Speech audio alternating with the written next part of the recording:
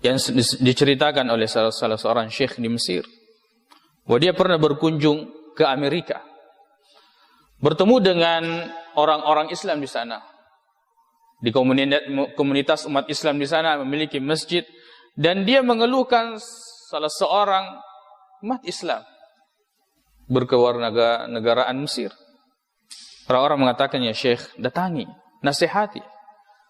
Tidak pernah datang ke masjid. Uangnya tidak pernah masuk ke masjid. Tidak ada perhatiannya. Di mana kita ini ketika di tempat, misalnya di negara kafir, tentu umat Islam ini akan semakin kuat. Dia tidak.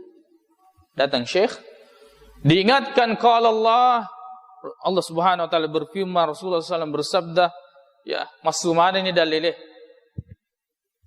Dia tidak tersadarkan sedikit. Kemudian panjang cerita, orang itu mengatakan, cukup ya Syekh. Saya sudah ada rencana. Kalau saya sudah tua, saya akan kembali ke Mesir. Saya akan kembali ke negara kita. Saya akan membangun masjid, dan saya akan mengisi hari tua saya di masjid. Salat, berzikir, memohon ampun kepada Allah Subhanahu wa ta'ala. Itu saya sudah rencanakan. Apa kata Syekh? Tayyib. Ambil kertas. Ambil kertas dengan pulpen. Tulis bahwa saya Fulan bin Fulan, pada umur sekian saya akan kembali ke Mesir membangun masjid dan melakukan ini dan itu. Kebaikan-kebaikan yang dia rencanakan, tulis semua.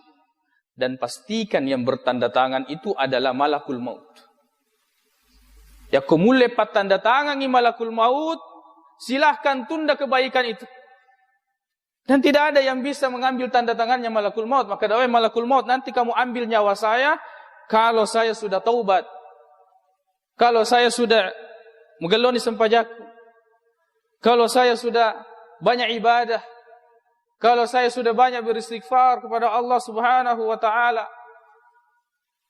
Tidak ada yang bisa menahan. Idza jaa ajaluhum la yastakhiruna sa'atan wa la yastaqdimun. Kalau ajal ini sudah datang, tidak ada yang bisa menunda. Walaupun sebentar, mau dipercepat atau mau diperlambat, tidak bisa. Semuanya ketika Allah sudah mengatakan cabut nyawanya, selesai. Maka jangan tunda kebaikan.